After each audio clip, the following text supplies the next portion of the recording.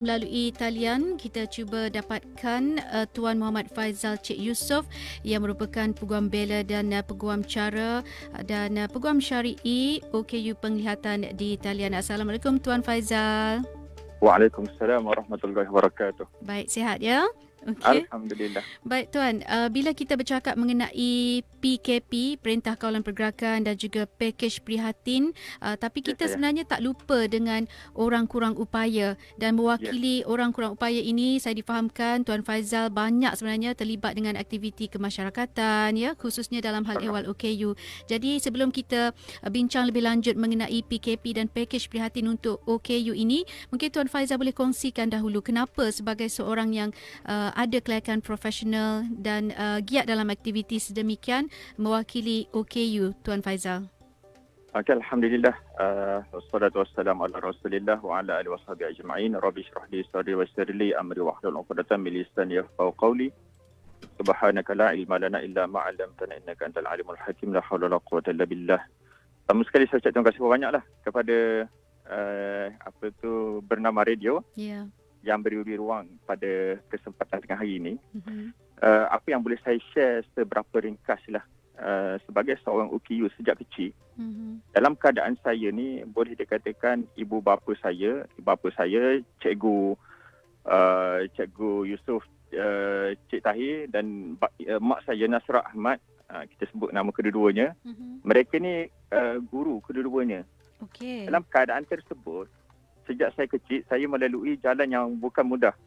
Masa kita nak belajar di sekolah, belajar naik sekolah menengah, sekolah kemudiannya ke pengajian tinggi, saya melalui jalan-jalan yang sangat mencabar. Yang sukar lah Ya, jadi pada waktu tu saya tiba satu je, apa yang terdekat dalam diri saya, saya nakkan apa yang saya lalui ini tidak akan dilalui oleh OKU yang selepas saya. Maknanya perlu ada satu perubahan kepada sistem dalam negara kita untuk memastikan OKU itu orang kata duduk sama rendah, tinggi sama tinggi dengan orang lain.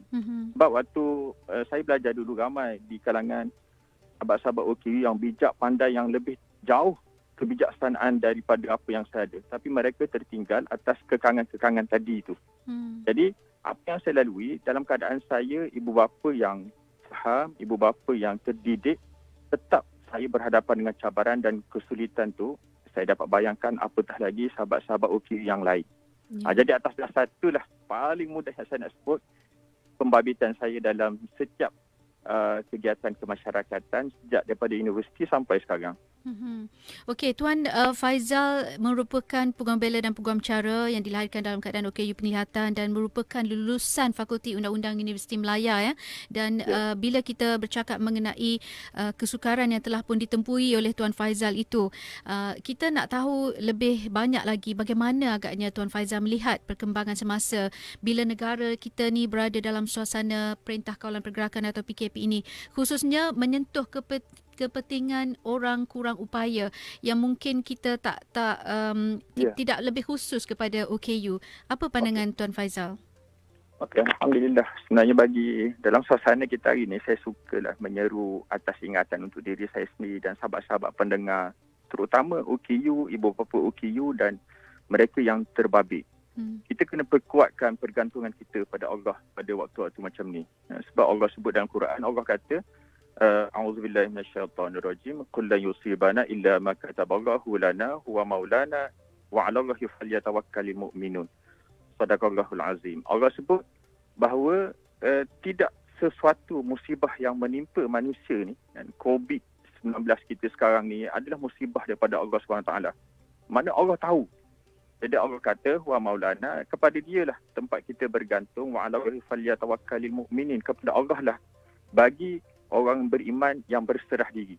Jadi pada saya, asasnya kita kena perkuatkan pergantungan kita kepada Allah SWT. Apatah lagi kepada sahabat-sahabat, rakan-rakan OKU kita, kan, macam yang disebut tadi. Dalam suasana hari ini, kalau masyarakat biasa, masyarakat umum, tak kira latar belakang mana pun, berhadapan dengan satu cabaran yang tak mudah dalam suasana PKP kita sekarang ni, apatah lagi kepada golongan OKU. Kerana itu secara ringkas saya nak sebut sistem perundangan kita yang ada mengiktiraf akan perlunya golongan OKU yang ada pada waktu suasana ini diberi uh, pertimbangan yang lebih khusus oleh pihak berkuasa. Saya nak sebut beberapa cabaran yang kita boleh fikirkan bersama. Pertama, bila disebut tentang penjarakan social distancing. Bagi OKU bukan satu benda yang mudah sebenarnya. Betul. Sebab OKU pada sepanjang waktu dia akan perlu berinteraksi dengan orang yang kedua ataupun ketiga. Ya. Jadi kita boleh bayang bila ketua keluarga yang OKU, dia kena cari sara hidup untuk keluarga dia, dia kena cari makan lah. Kita kata duit ada. Sebab bantuan prihatin ada. Duit ada lah, kita kata mudah. Kita letak situ dulu, Nurul. Ya. Jadi sekarang ni, dia nak keluar dalam keadaan dia OKU. Kita tak sempat nak khususkan OKU mana-mana kategori. Dalam dia nak keluar tu, nak tak nak, dia perlu ditemani. Dia perlu ada mereka yang boleh membantu. Jadi, bila disebut social distancing ni, dia ada satu cabaran khusus kepada OKU sebenarnya. Okay, itu yang pertama. Keduanya, kita sebut tentang informasi.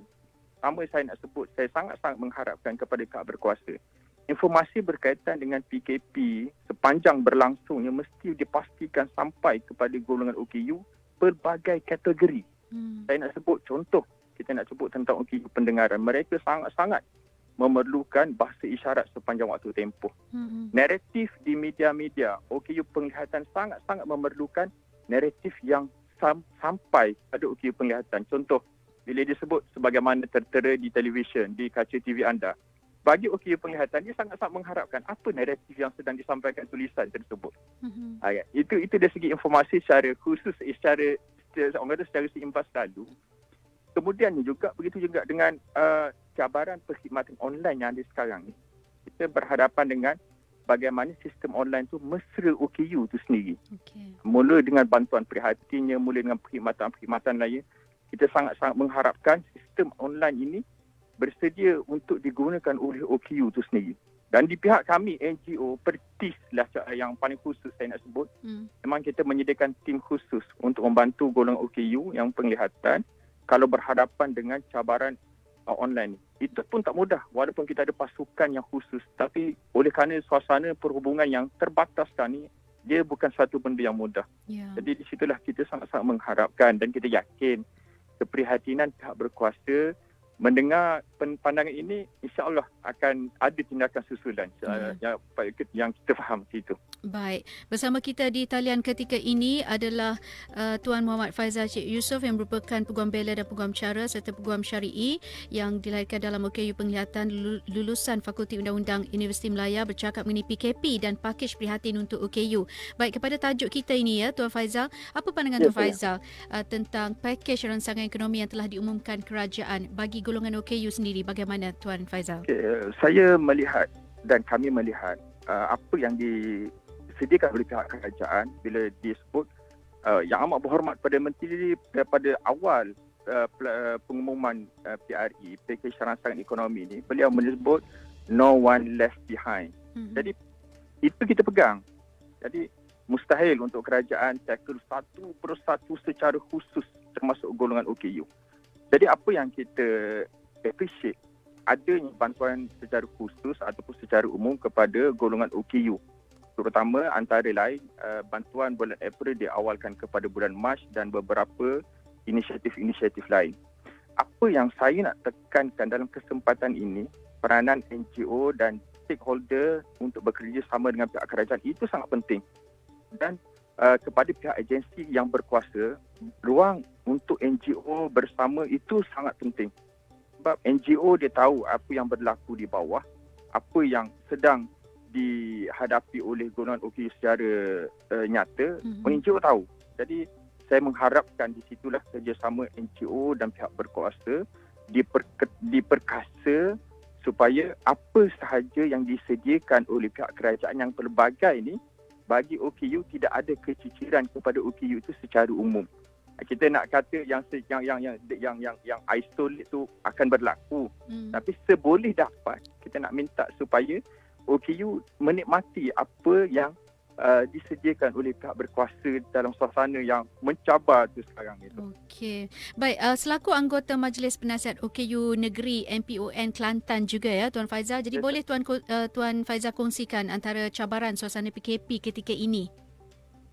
Uh, apa yang saya nak sebutlah macam saya sebut kat atas tadi ya, orang sekarang ni dalam suasana PKP ni semua orang sensitif ni. Tak kira siapa-siapa pun sensitif. Okey. Jadi apatah lagi golongan OKU. Saya nak sebut situasi dia mudah je. OKU dia tengok pimpinan masyarakat lalu depan rumah dia bawa bantuan, bawa itu ini, tapi tak singgah ke rumah dia. Dia tertanya-tanya kenapalah bantuan tidak sampai ke aku.